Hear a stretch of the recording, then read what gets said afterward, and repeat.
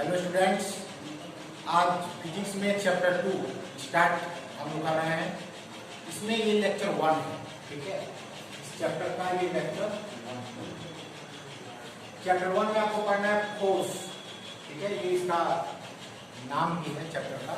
तो फोर्स का डेफिनेशन पढ़ना है, इफेक्ट ऑफ फोर्स पढ़ना है और फोर्स से रिलेटेड और भी बहुत सारी चीजें, ठीक है। मोशन जिसमें होगा, मोशन को भी हमें पढ़ना है और इसी में आपको इनर्शिया पढ़ना है, लॉ ऑफ मोशन पढ़ना है और बहुत सारे चीज ग्राफ भी इसमें है।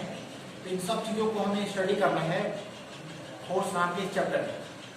सबसे पहले बात करना है कि जो फोर्स है वो क्या कर सकता है, ठीक है।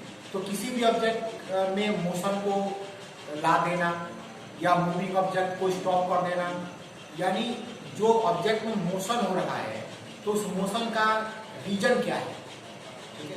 उस मोशन का काज क्या है, ठीक है। उसी काज के बारे में पढ़ना है और मोशन और इस काज के बिटवीन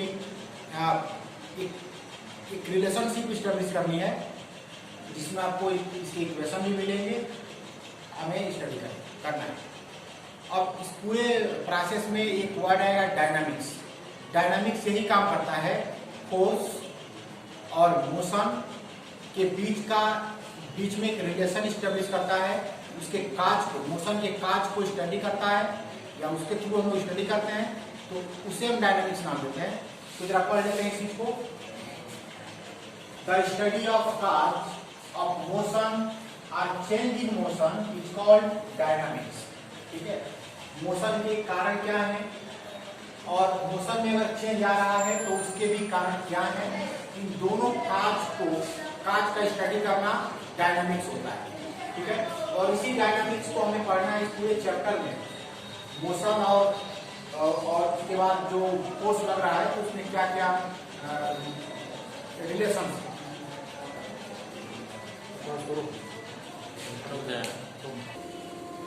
तो डायनामिक्स का डेफिनेशन आपने पढ़ लिया है। अब इसके बाद हम फोर्स पर बात करेंगे। फोर्स का डेफिनेशन क्या हो सकता है। मान लो किसी भी ऑब्जेक्ट को आप पुश करना चाहते हो या पुल करना चाहते हो, तो आपको एक इफोर्ट अप्लाई करना पड़ेगा, ठीक है। आपको उसको एक हाथ से या किसी भी ऑब्जेक्ट के थ्रू एक इफोर्ट यूज करना पड़ेगा, तब जाके उसमें पुश होगा या पुल होगा, ठीक है। तो उसी पार्टिकुलर इफेक्ट को हम नाम देते हैं फोर्स, नाम देते हैं फोर्स। अब इसको डिफाइन कर सकते हैं, an effort which is needed to push or pull or change the shape of a body is called force।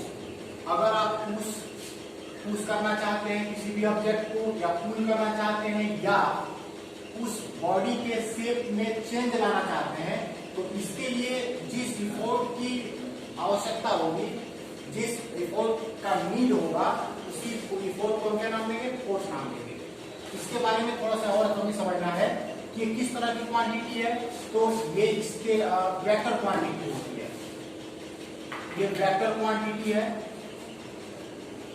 ठीक है। तो आप लिख सकते हैं कि force is a vector quantity.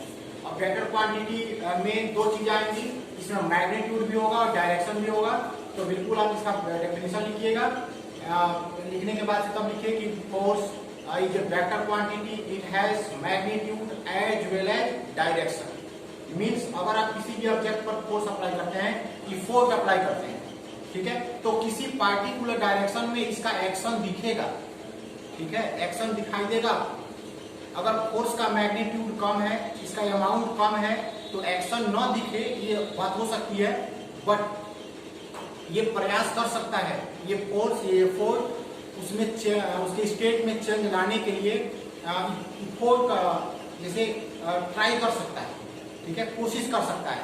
और जैसे ही इसका अमाउंट ज्यादा होगा, फोर्स का, इफोर्ट का अमाउंट या मैग्नीट्यूड ज्यादा होगा, तो उसका एक्शन दिखेगा। वो इसका अगर स्टेट में रुका हुआ स्टेट है, रेस्ट है, तो वो मोशन में हो जाएगा। अगर मोशन में है तो वो रेस्ट में हो जाएगा, इसका स्पीड चेंज हो जाएगी। किसी भी ऑब्जेक्ट पर, अगर किसी बॉडी पर हम फोर्स अप्लाई करते हैं तो उसके शेप को हम चेंज कर सकते हैं, साइज को चेंज कर सकते हैं, ठीक है। तो उसका एक डायरेक्शन होगा फोर्स का और उसका अपना मैग्नीट्यूड होगा। इसको मेजर करने के लिए आगे हम काम करेंगे कि कैसे मेजर करना है फोर्स को। लेकिन अभी जिस यूनिट में उसको हम मेजर करेंगे उसको हम जान लेते हैं it's SI unit is Newton. आप न्यूटन सुने होंगे, सर आइजैक न्यूटन के रेस्पेक्ट में उनको ऑनर देने के लिए फोर्स का जो यूनिट होता है एसआई यूनिट, उसको न्यूटन लिखते हैं। ठीक है, उसको न्यूटन में मेजर करते हैं। 1 न्यूटन, 5 न्यूटन, 100 न्यूटन, 120 न्यूटन। तो ये फोर्स का क्या हो गया, यूनिट हो गया।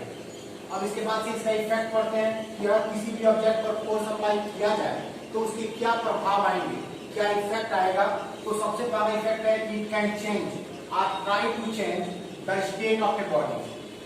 आपको मालूम है, फर्स्ट चैप्टर में पढ़ाया गया है कि किसी भी ऑब्जेक्ट के दो स्टेट हो सकते हैं, या तो रेस्ट में हो सकता है या मोशन में हो सकता है।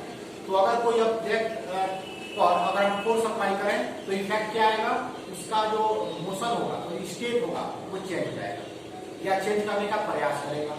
कोई ऑब्जेक्ट रुका हुआ है, उसको मोशन में ला सकता है, ला देगा, या मोशन में है तो उसको रेस्ट में ला देगा या लाने का प्रयास करेगा।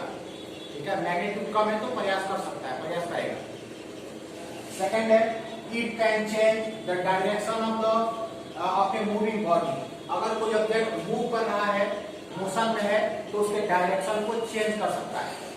ठीक है, इसके बाद है third it can change the speed of a moving body. अगर कोई बॉडी है, कोई ऑब्जेक्ट है जो मूव कर रहा है, चल रहा है, तो उसके स्पीड को चेंज कर सकता है, या तो इंक्रीज कर देगा या डिक्रीज कर देगा। Fourth it can change the shape and size of an object. क्या क्या चेंज कर सकता है, उस ऑब्जेक्ट के शेप को बदल सकता है और साइज को भी बदल सकता है। ये इसके फोर्थ। इसके बाद हमें आगे पढ़ना है कि फोर्स के टाइप कौन कौन है। ठीक है, तो इसमें दो टाइप आपको पढ़ने होंगे, जिसमें आपको वायलेंस फोर्स पढ़ना है और अनवायलेंस फोर्स पढ़ना है। तो इसका जो वीडियो होगा कब पहुंचेगा, आप इतना तैयार करिए। Thank you. रेड से ही